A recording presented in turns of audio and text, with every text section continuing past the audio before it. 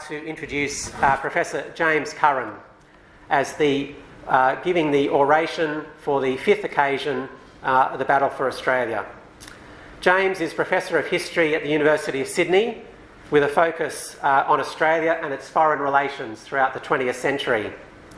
He's a prolific commentator and writer in the press and broadcast media on Australia's foreign policy and affairs in the USA and in China, including regular essays and opinion pieces about Trump's America and Morrison's Australia. You might note that, or have seen and read, his fortnightly column in the Australian Financial Review on foreign affairs. I don't know whether it's this Friday or the following Friday, James? Oh, it's every month, every Monday, every 2 weeks. The one just gone. Oh, Monday, is it? Yeah. So we've missed it. It was just last Monday. Monday. My apologies. Look out Monday week. He's worked for both state and federal governments, including with the New South Wales Cabinet Office, one opportunity that James and I had to work together, the Department of Prime Minister and Cabinet, and the Office of National Assessments. He's formerly taught at the University College Dublin, where he held the Keith Cameron Chair in Australian History and was a Fulbright Fellow at Georgetown University in Washington, DC. He's written numerous books, including among them Curtin's Empire, of particular relevance for us today, The Power of Speech, Australian Prime Ministers Defining the National Image, which almost every Australian history student at Sydney Uni needs to read, or does read, Unholy Fury, Whitlam and Nixon at War. And James has let me know that he's got 2 books forthcoming this year, one on rugby union legend David Campese, and also another on Australia-China relations. So please look out for those in the media and press. Anyway, James, we're very eager to hear what you've got to bring to us today with your talk titled Australia's Fear of Invasion, the Battle for Australia in 1942 and Today. Could you please welcome Professor James Curran.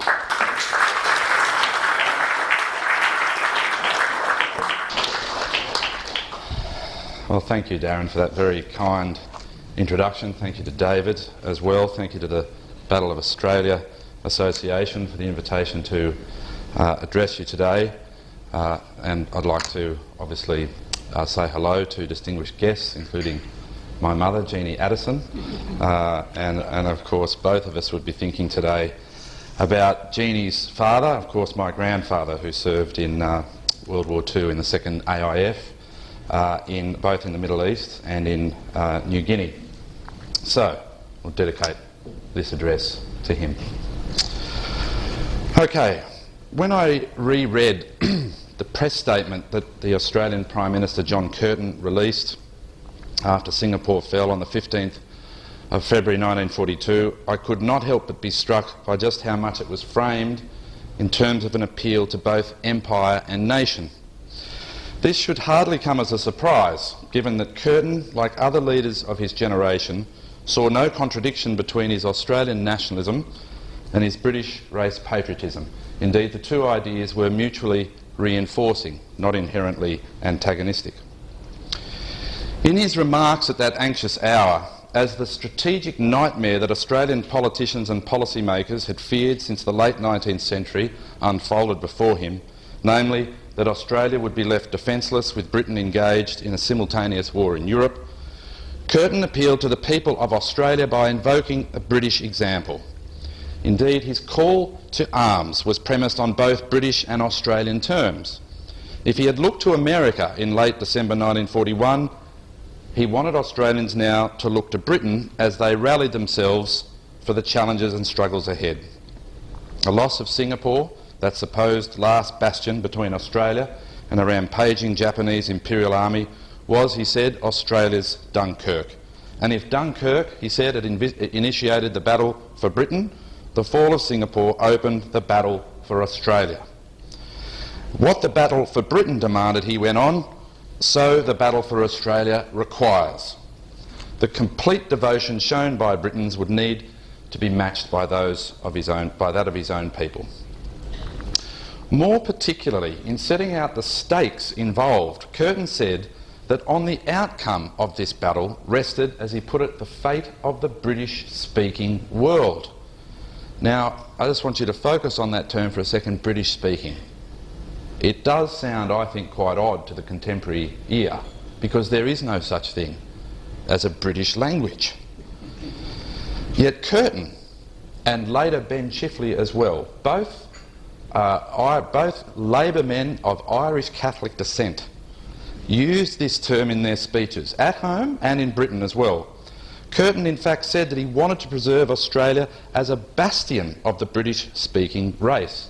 Now, why is he using that term? Because I think it spoke to the particular way that these leaders believed Australia represented a purer, better form of Britain than those who lived in Britain itself. That is, one which had melded the English, Irish, Scots and Welsh components into an indissoluble whole. I have enough problems as it is convincing my students about the power of this British race idea from the late 19th century down to the 1960s. When I make the case to them that some of these leaders actually believed Australia was a better form of Britain, Charles Bean said it, many others said it across the political spectrum, their eyes are even more glaringly open. These leaders knew their people.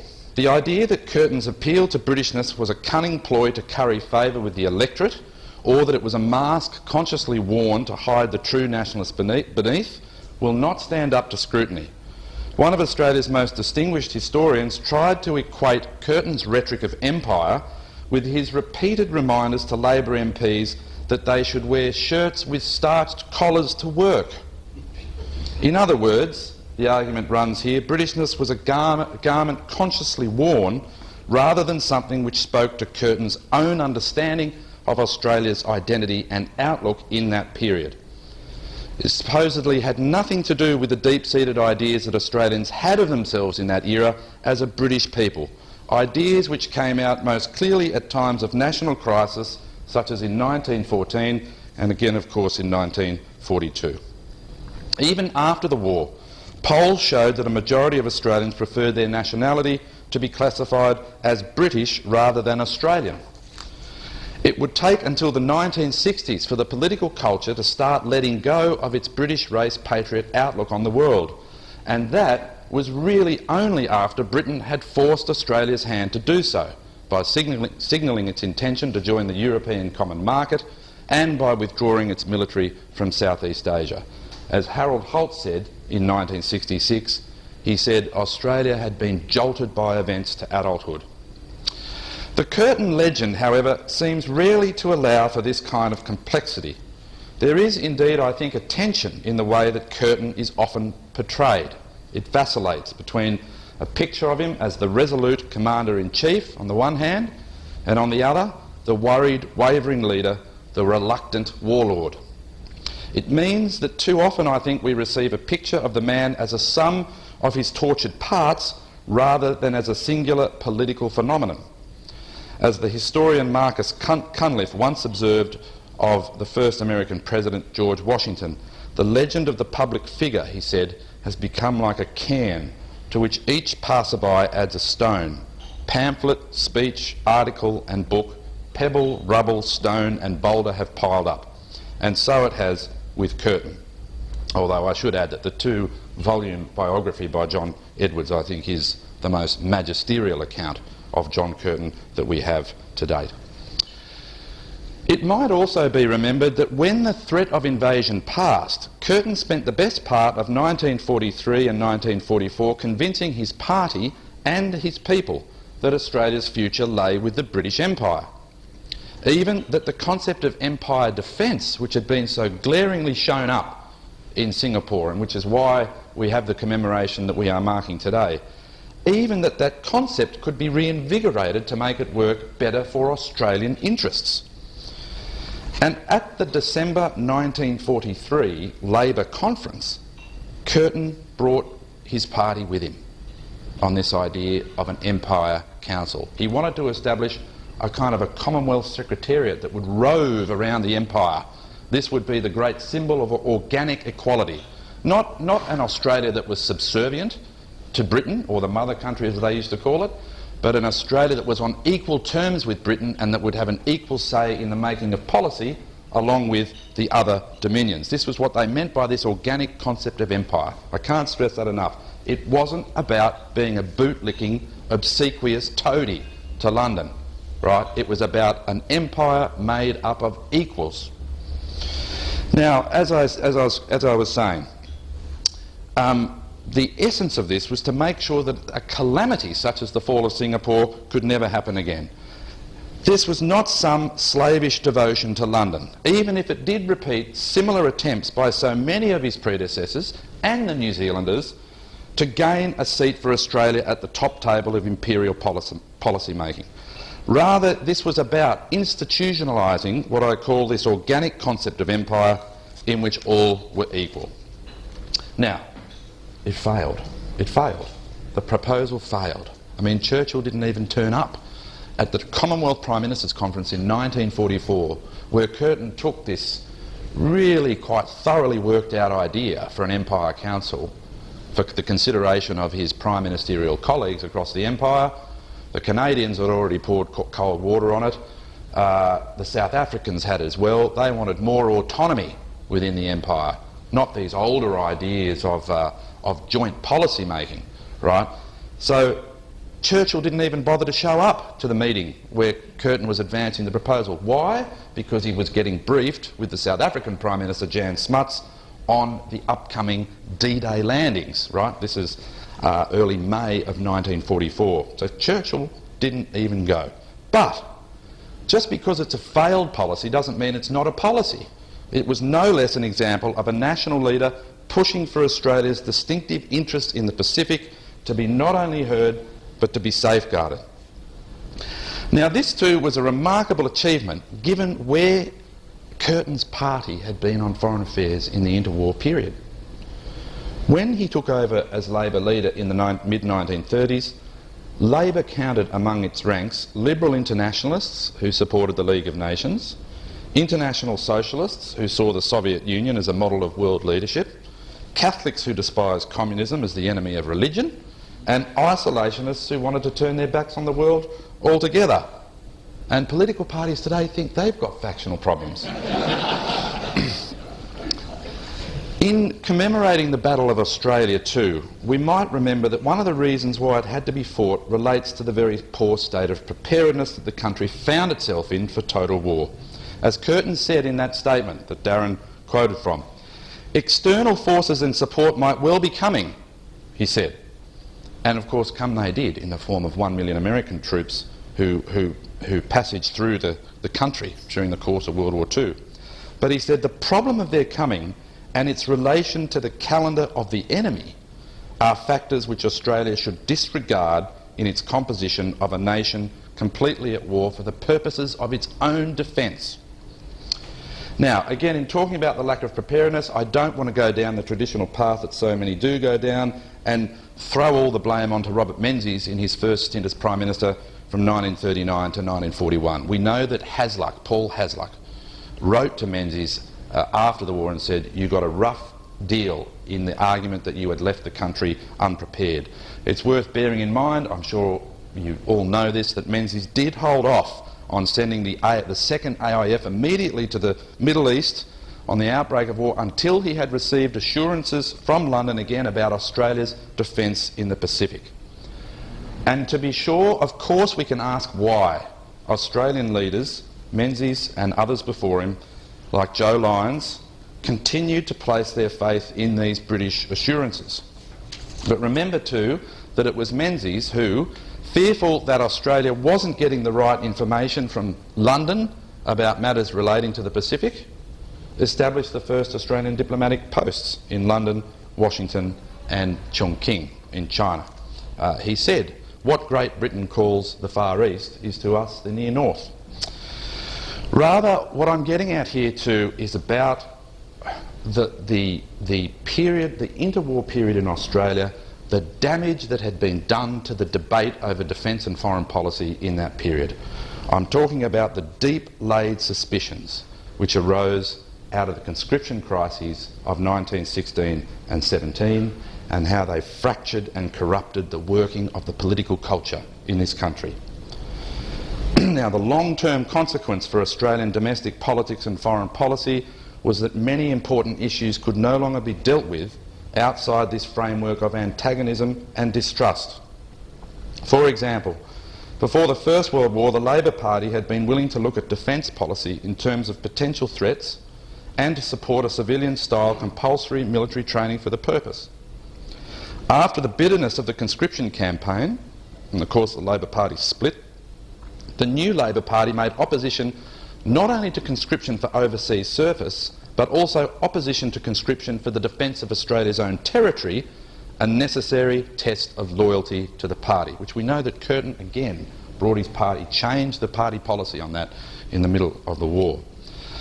But as a result of World War I, the Labor Party's defence platform consisted mainly of things that the Defence Force should not do. That is, that defence itself had come to be seen as an agent of their domestic political enemy. Likewise, the Conservatives, who prior to the conscription crisis had been as willing as the Labor leaders to criticise publicly the British government for failing to honour its commitment to Australian defence, and they'd been willing to take independent action against British advice, now after the conscription crisis, where they had placed so much store on loyalty to Britain and the Empire, they could no longer stand up against Britain or criticise Britain for failing to keep its promises. They couldn't even suggest that Australia might have to act alone to protect itself. Any such admission would of course throw doubt on their idea of loyalty and play into the hands of their opponents, the Labor Party. So as a result, one might venture to say that Australia went into World War II totally unprepared to deal with the new and greater crisis which threatened the survival of Australia and the British Empire. The point is that the foreign and defence policy of the country could not be seen on its own terms. Rather, it became hostage to the domestic debate over loyalty. Now, I hardly need to make the point. Foreign policy can never be separated from domestic politics. And more often than not, the latter trumps the former. But there are times when the balance between political point scoring and the making of a country's international policy so shifts in favour of short-term domestic political needs that the framing and the discussion of the country's foreign policy suffers as a result. Now, I mention this because in today's debate over how Australia should handle its relations with China, the discussion and the debate has been injected with a toxicity which in some ways mirrors that of the 1920s and 30s, where domestic political dividends are being given a bigger weight than those of foreign policy and diplomacy. Now, this of course is true of both Australia and China. Just as the government of Scott Morrison thinks that a tough line on China works well domestically, and there's every indication in the polls that it does work well, and indeed some in his inner circle have told journalists privately that they know that the playing of the so-called red card at the next election will be a plus for the government. So just as the Australian government can see this issue through a domestic prism, so clearly Beijing and the Chinese President Xi Jinping feels the compulsion to be seen to be standing up against those it perceives as threatening its legitimacy. For a regime that consistently speaks of the century of humiliation it suffered at the hands of the Western powers, it is no surprise that China reacts so stridently and, as we have seen, so counterproductively to criticism, as well as to decisions it sees as targeting directly its status and legitimacy as a great power whose time, it says, has finally come. As opinion polls show, China's behaviour, whether it be in terms of its militarising of the South China Sea, its persecution of Uyghurs in Xinjiang province, its sabre-rattling over Hong Kong, its constant threats over Taiwan, is only souring public attitudes towards it both here, in Southeast Asia, Europe and the United States. There are judgments being made now about China, its system of government, leadership and international behaviour that are going to be immensely difficult to shift in future years. It's difficult to know what the ultimate intention of the Chinese leadership is in terms of its current targeting of Australian trade. Is it to make an example of Australia to show that this is what happens if you get too close to the Americans, that there are costs to be paid for displeasing China. What we can be clear on is that China has not targeted a country like this across so many export markets at precisely the same time. Of course, we can also be clear that it's playing very well for the Chinese Communist Party domestically. But too often the debate over how Australia should react to the assertion of Chinese power is couched as if the past is irrelevant. The expression that Australia's China policy changed in 2017 because China changed is only half right. Once more, we're falling into the lazy trap of short-term thinking and chronic ad hocery in policy. As the historian David Walker has argued, and I quote, "Australians have long known, suspected or feared that China would rise to world power status." So it's not a new problem for Australian diplomacy, but there are new dimensions to the problem. A key contextual point, I think, is that the new assertiveness of an authoritarian China, we've been dealing with an authoritarian China since 1949, but this is a new assertiveness under Xi, and it's unsettling and it's disturbing. And it's come about at precisely the same time that doubts about American staying power in Asia have intensified. And these two stiff and cool winds have been blowing onto Australia at the same time, and the result, as we've seen, is a certain panic on the one hand when we feel that Washington is not treating us in the way that we feel is our right by virtue of the close alliance. I mean, the dummy spitting that occurred when, in the press I'm talking about, the dummy spitting that occurred when the telephone conversation took place between Malcolm Turnbull and Donald Trump, and it got a bit rough over the refugee deal on Manus Island, was something to behold, in my view. You know, if the alliance is so strong and so unbreakable as we're constantly told it is, it should be able to handle a disagreement such as that. And it's nothing compared to the disagreements that took place between Whitlam and Nixon, for example, in the 1970s, or between Kennedy and Menzies over West New Guinea. I can talk more about them in the questions. But it was small beer. I mean, I understand the domestic political considerations of Mr Turnbull needing to get his deal on the refugees that had been set up by Barack Obama. But the panic, I mean, there were some of the most sort of assertive alliance true believers at this time saying, my God, Mr Trump might rip up the alliance, we need a plan B. How can the confidence be so high on the one hand, and yet when there's a ripple of disagreement, the whole thing is about to collapse? There's something not right there, right? But there's something deeper in the Australian psychology that it speaks to in terms of this uncertainty that maybe somehow, at some point, the Americans might not be there for us, all right? At the same time, talking about these two stiff winds, there's this feverish speculation about a silent invasion by China. Anxiety, too, about our institutions collapsing meekly before the very onslaught of this new red peril. Now, the Trump administration, after some early internal debates, ended up putting its China policy more decisively on the footing of what is now routinely referred to, even if in the view of respected scholars incorrectly, as the new Cold War, or as some call it, Cold War 2.0. But even that hot talk could not assuage widespread doubts in the region about American staying power. There are still some frazzled nerves in Seoul and Tokyo after Trump's initial desire to make them pay more for the cost of housing and stationing US troops in those countries. There's still widespread disappointment across the region that Washington did not sign up to the Trans-Pacific Partnership and looks very unlikely to under the new Biden administration. Now the new Biden White House appears to be reading by and large from the same Cold War missile. Now this was always, I think, going to be likely. In the US too, the domestic debate over China, whether it be about taking American jobs from its industrial heartland or the coming of COVID-19, was always going to make a kind of a China reset under a Democrat administration, under a new president, all the more difficult. There might be areas of more cooperation on climate change, for example, but remember that Biden spent much of his campaign proving his anti-China credentials. Witness the statement, for example, by the new National Security Advisor Jake Sullivan, that America wants to create once more what Harry Truman's Secretary of State, Dean Acheson, called situations of strength to push back against the China challenge. Sullivan's predecessor, Robert O'Brien, called the Quadrilateral Security Dialogue, or Quad, which as you know involves the United States, Japan, India and Australia, as possibly the most important relationship America has established since NATO.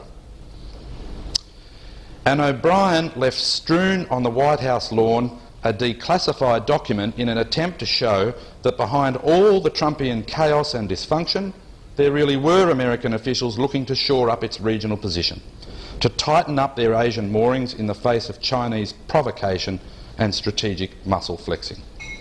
And Biden is now proposing that meetings of the Quad, once only attended by officials, then foreign ministers, be held at the leaders' level.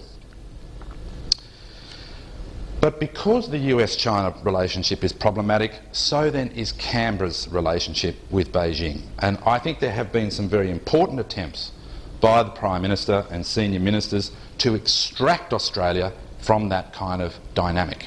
It's a very difficult thing to do, given the closeness of the alliance, given the commonality of concern about Chinese behaviour. But the Australian efforts to extract themselves from this problem have been lost in some ways amidst the clamour and the din of a domestic debate that has fuelled this relentless China threat narrative. Now, I'm not sure we fully grasp how America understands the threat that China poses to its exceptionalism. It's one thing talking about, you know, the technological threat, the military threat, the economic heft that China keeps growing, but the threat to American exceptionalism is particularly important to grasp. The point is that no National Security Advisor or United States Secretary of State will, in the foreseeable future, present a president with a policy of accommodation with China. Their belief in manifest destiny, in divine providence, runs too deeply in the American DNA. To deny it is to deny the very essence of what makes them American. Australia, I think, has to do more to clarify its broader policy settings, even as China makes it all but impossible to defrost the political relationship from its current state. It is important, I think, to acknowledge that finding this new framework for Australia will take time. There's no short-term solution, there's no magic bullet. What is of concern is actually whether that process has yet begun in earnest. This means, as former DFAT Secretary and ONA head Peter Varghese has recently argued, the biggest risk, he says, is that we will overcorrect and move from engagement to containment wrapped in hard decoupling. So far the results are mixed. Indeed, it might be said that the government's China policy is somewhat confused. And the confusion stems from its decision to not think coherently about how the various strands of its policy fit together. The Prime Minister goes out of his way to eschew talk of a new Cold War or seeing US-China competition in zero-sum, binary terms. He talks of wanting an end state of happy coexistence with China. He holds back from describing it as a strategic competitor, says openly that Australia has a different view of its economic partnership with China than does America. The problem is that one sometimes needs to conduct an archaeological excavation of his speeches to pull all this together. It remains something of a conundrum as to why neither the Prime Minister nor the Foreign Minister has not levelled with the Australian public about the nature of the China relationship, its past and present, its highs and lows, opportunities and difficulties, benefits and risks, what principles it might lay down in terms of how to manage it in future, what costs it's prepared to pay if this economic coercion continues. Now, I'm not suggesting for a second that one speech is going to make a difference. It certainly probably won't make a difference in Beijing. What I'm talking about is the communication of policy to the electorate. Now, let me look at three central questions which I hope might help illuminate the past out of which the present has emerged. The first is why we've been so slow on our feet, and what does this say about the last half-century of engagement with Asia? The second is, when did Australian leaders and officials start to talk about going to war with China? And the third, which follows closely from the second, relates to why Australia is now at the vanguard of China policy, a position for which it's won plaudits from the Trump administration and from other US allies in the region. Even if circumstance more than calculation has put us there, there's an element in the Australian political psychology that appears to like being there. That is, out the front. Okay, to take this first question. Now, we have been here before, in a sense. Australia cut itself off from China in the early 1950s because of the need it felt then to defer to American wishes. To slip into that mindset again, I think, would be problematic. So how can we not remember the history of this relationship before 2017? Is it all to be thrown out with the bathwater? I'm not saying the answer is there, but it must surely help illuminate, as I said, the present problem. Even if one accepts that the coming of Xi and relative US decline brings a whole new set of challenges for Australian policymakers, this has been a very difficult relationship from the beginning. In the late 1940s, Australia was in Chiang Kai-shek's sights, especially because of racial issues pertaining to the White Australia policy. Menzies, when he came to power in 1949, did not care much for China. It had seemed likely that Australia would follow Britain in recognising the Chinese communist victory in its civil war, but out of deference to American sensitivities, Menzies decided not to proceed with recognition. His second External Affairs Minister, R.G. Casey, was smitten with Zhou Enlai at a conference in Geneva in 1954.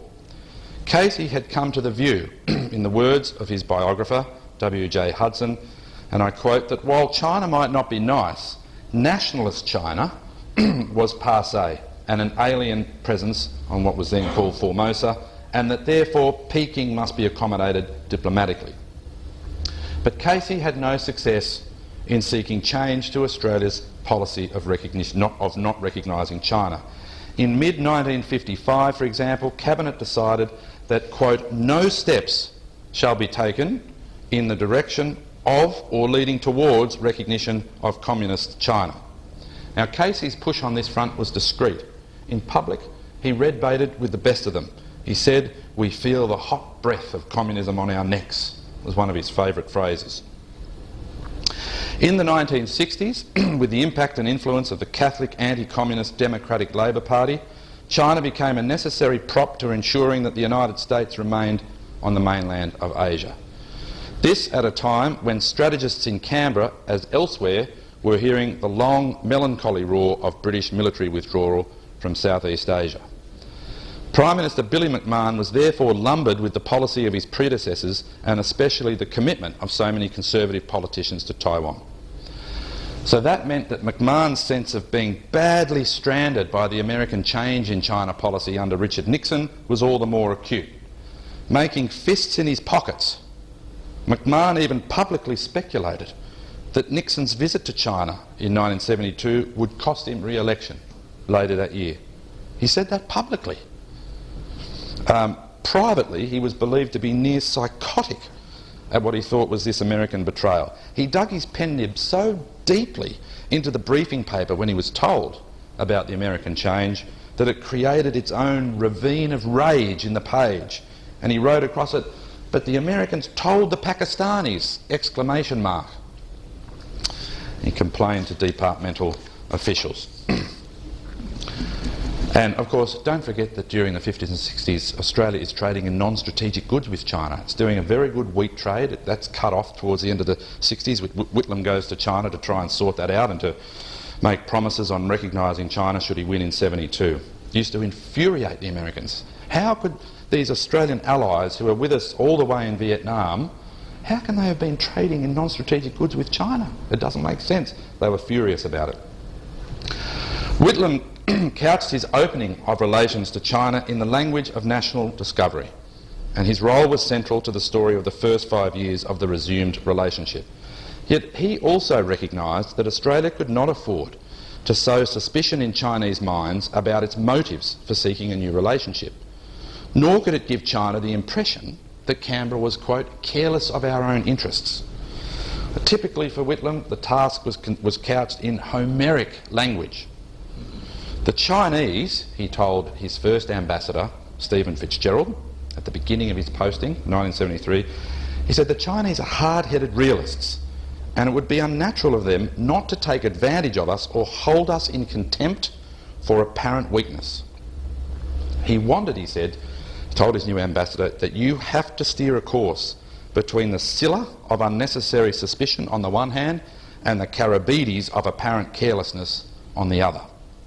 And in some ways, with differences, it's been across that tightrope that subsequent governments have been treading. Malcolm Fraser and Deng Xiaoping provided the underpinning to further development of the relationship, primarily because each distrusted the Soviet Union.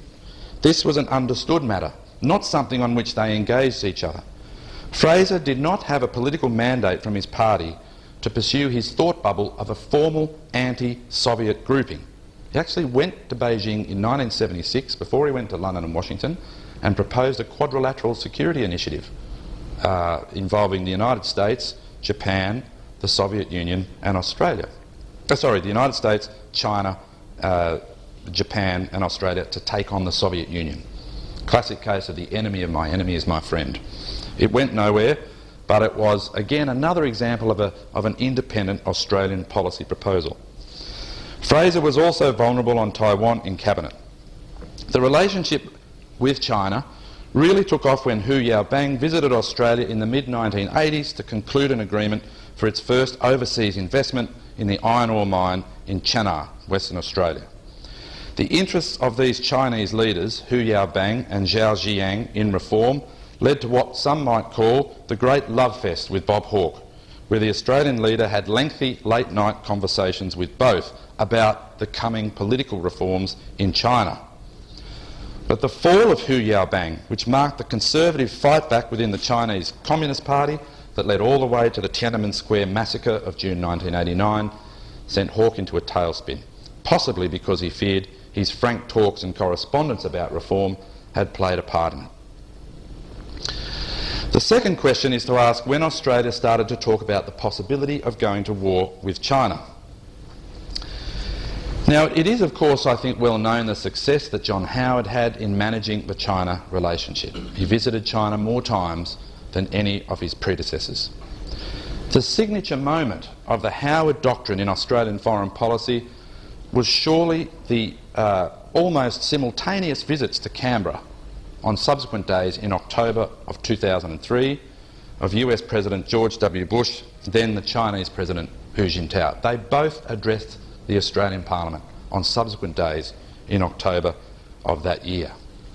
As Howard wrote in his memoirs, in one unmistakable gesture, he said, Australia was telling the world it was possible to have close relations with both the United States and China. But these two parts of the Howard Doctrine were not equal.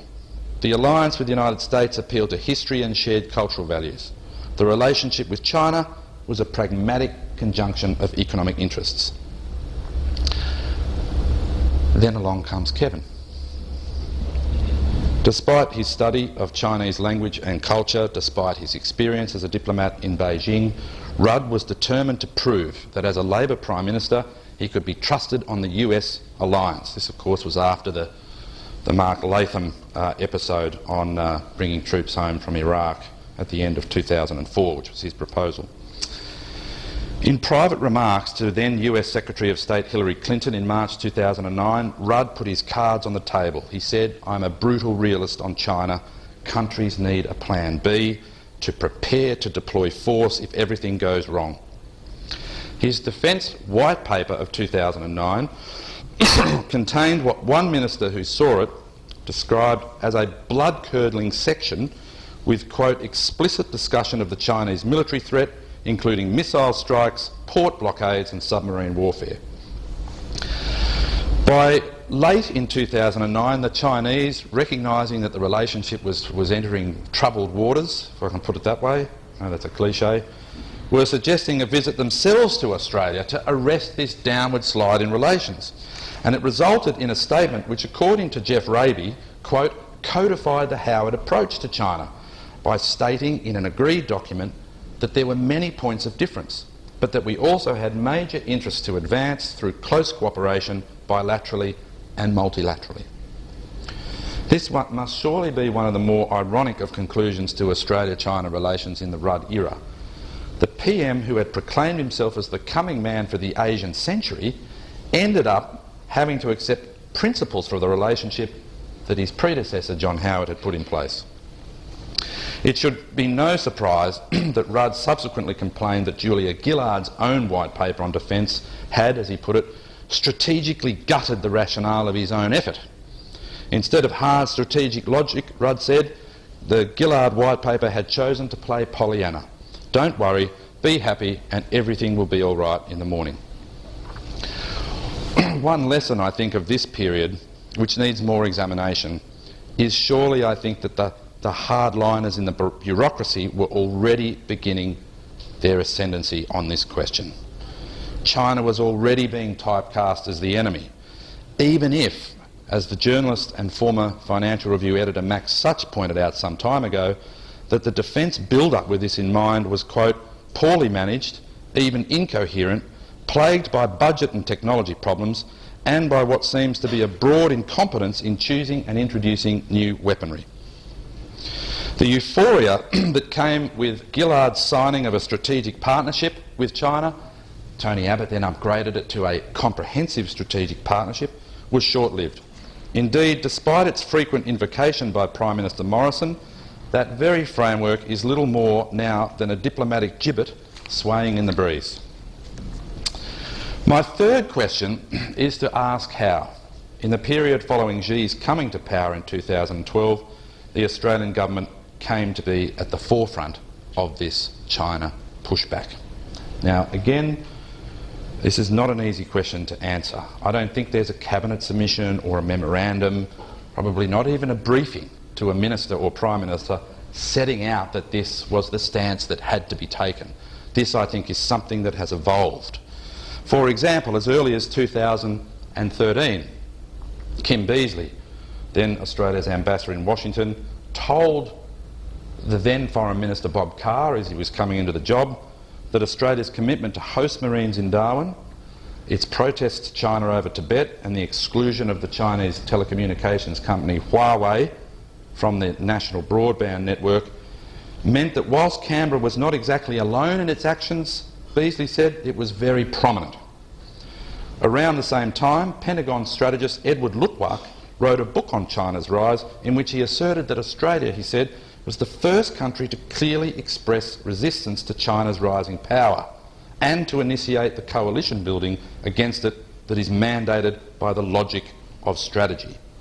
And the evidence he used was Rudd's defence paper of 2009, but he also said, why should we be surprised that Australia is in that position given its expeditionary military tradition? Rudd at this time was apparently describing himself as the original Cold Warrior on China.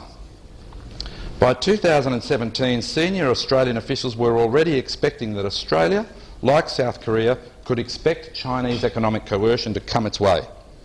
At one end of the scale, some officials spoke of the need to unleash political warfare on Beijing as a means of publicly calling out China's bad behaviour. The intention of this? To send a message to Beijing that Canberra knew what it was up to, that Canberra was not about to cop what the Chinese regime was doing to its own people. In other words, that Canberra was not going to fall for being given economic goodies in exchange for political compliance. Others began to talk of a contest for ideas in Asia. I think this is the emergence of this new Cold War, of Canberra having to strike a balance between its political independence and its future economic prosperity, which at that stage, and in many ways still, is based on this China economic relationship. Another line being advanced at that time, less ideological, yet no less forward-leaning, was that the government would have to find an equilibrium in its China policy through a mix of push and shove.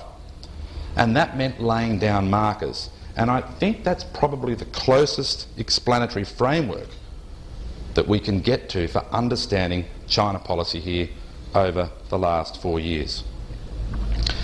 I think the evolution of this policy, as I said, awaits sustained investigation. understanding how it took root is surely one key to charting any kind of new path forward. But what shelf life this pioneering Australian China policy has remains to be seen. Based on its early actions, that is, the early actions of the new Biden administration, which have been inviting the most senior Taiwanese representative to the inauguration, continuing arms sales to Taiwan, and delaying high-level talks with China until allies were consulted, President Biden hardly looks like he needs his hand to be held by Australia as a guide to US-China policy. American analyst Walter Russell Mead has said that these early actions, he put it, constitute the most aggressive concatenation of moves against a foreign power that any peacetime US administration has ever launched so early on. Now, some, of course, will see this in Canberra as ongoing vindication for Australia's stance of being out the front. And it does seem clear that momentum for coordination with others in pushing back against Beijing, such as with Japan in the East China Sea, is only building. Jake Sullivan, the new National Security Advisor, has called for this chorus of voices, and increasingly it does look like it's there. One need only look at the recent statements by the incoming Japanese ambassador about Australia being willing to come and assist in the East China Sea. It's also not clear that, however, should more serious costs eventuate from continued Chinese coercion, that America can throw much Australia's way if it is still bunkered down in its dugout, shouting. That's not an argument for retreat, it's not an argument for caving into Chinese pressure. This debate, you constantly have to put sandbags around you to make sure that you're not misinterpreted. That's what I mean by the debate becoming toxic. What it is, though, is a call to make Australian diplomacy and statecraft less tethered to alliance management and mobilise much more smartly to prosecute the nation's distinctive interests in this part of the world. Let me move now to my conclusion. As I said earlier, there is no magic bullet on the horizon to fix this relationship at the political level.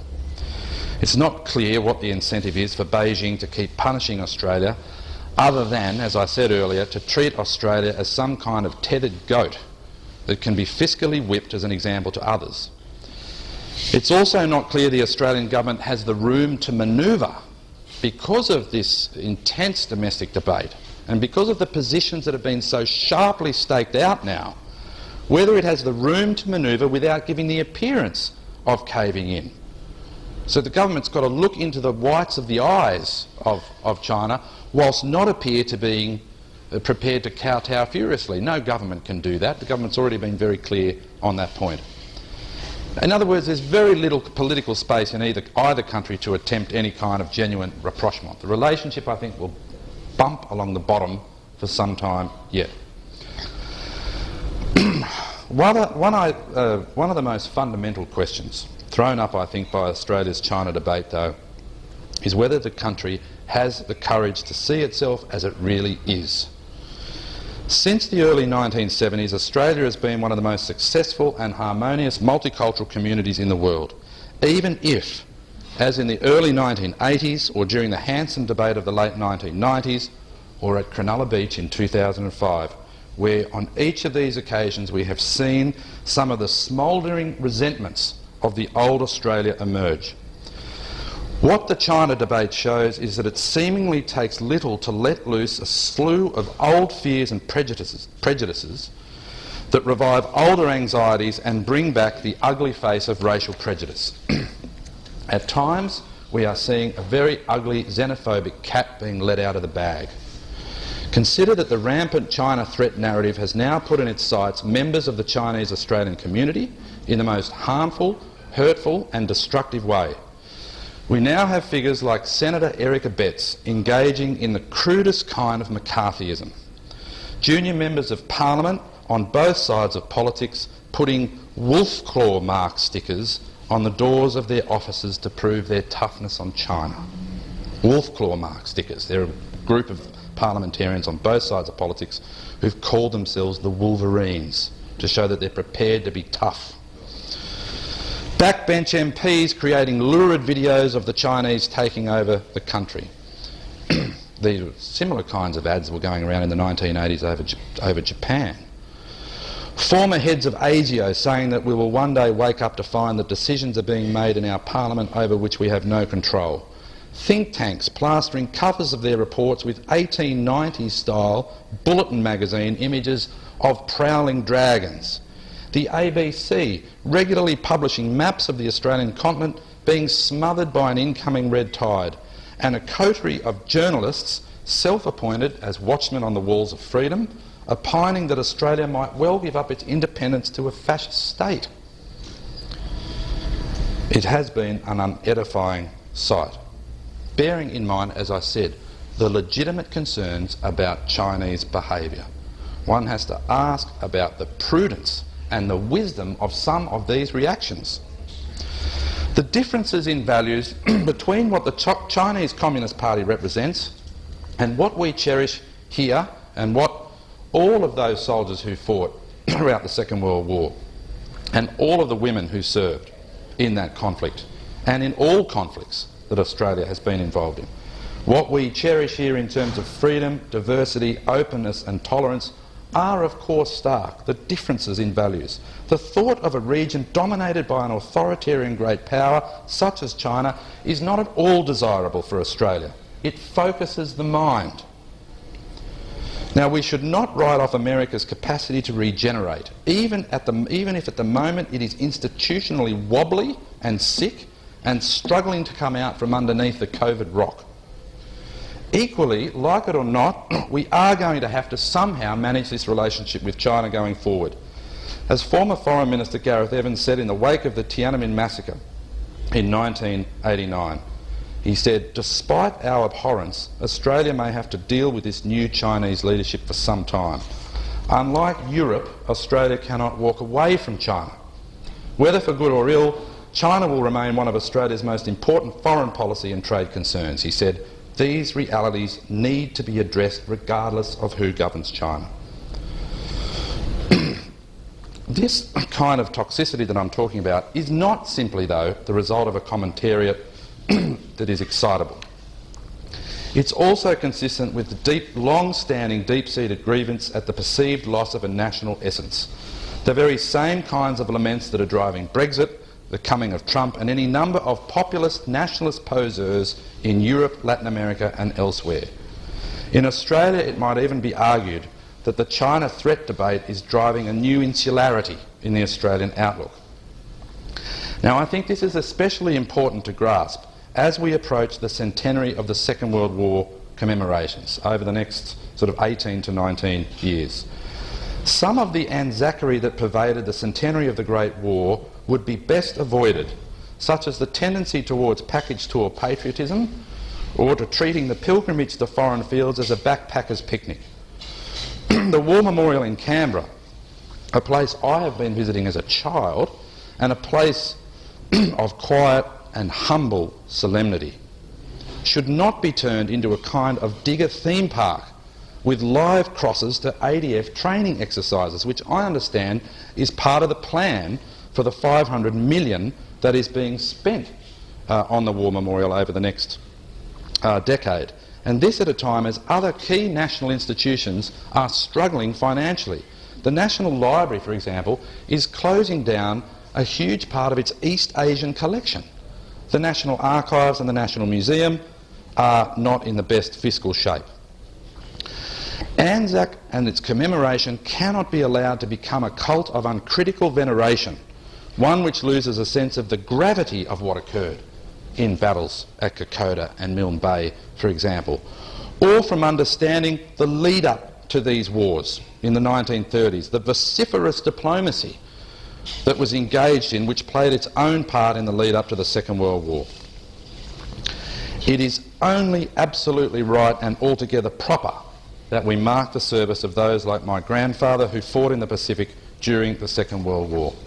It's right, too, that we remember and pay deep and sincere and lasting respect to the ultimate sacrifice that was paid by so many, especially those in the POW camps, on the Sandakan-Ranau Death March and elsewhere. I don't think it should derogate from this occasion, however, to wonder aloud whether John Curtin would have approved of marking it. I'm not convinced he would have approved. Curtin once said that, he said, war is hell. He knew that Australians had to fight for their liberties on foreign fields, but he was passionate too about fighting for those liberties at home.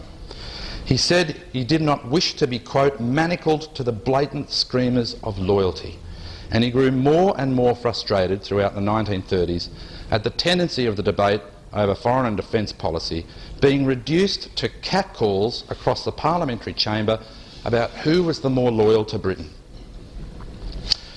Earlier in his career, when still a trade union leader and a journalist in Perth, Curtin had reflected on the effect of the First World War on Australian society and culture. He said he regretted the loss of national self-confidence that came out of that conflict, of individualising ourselves, as he put it, in harmony with true ideas of progress, of battling our own way onward, he said, and discovering what destiny had in store for us. He said, and I quote him again, "We were then, before the war, developing a patriotism of a natural and rational kind. We loved Australia for many reasons. It was our homeland. To the true Australian there was ever, and still is, the glamour of mystery and attraction covering our great plains, our hills and our gullies clothed with noble eucalypts, our wide-stretched deserts of barren vegetation but often rich in useful minerals, and the long wash of the Australian seas. These all woke," he said, "echoes of an affection which is the genesis of true patriotism." I think it's that depth of affection for the country and an enthusiasm for its well-being, not the crudity of a narrow nationalism lamenting a lost past, that might be borne keenly in mind as Australia continues to grapple with a rapidly changing and challenging international environment. Thank you.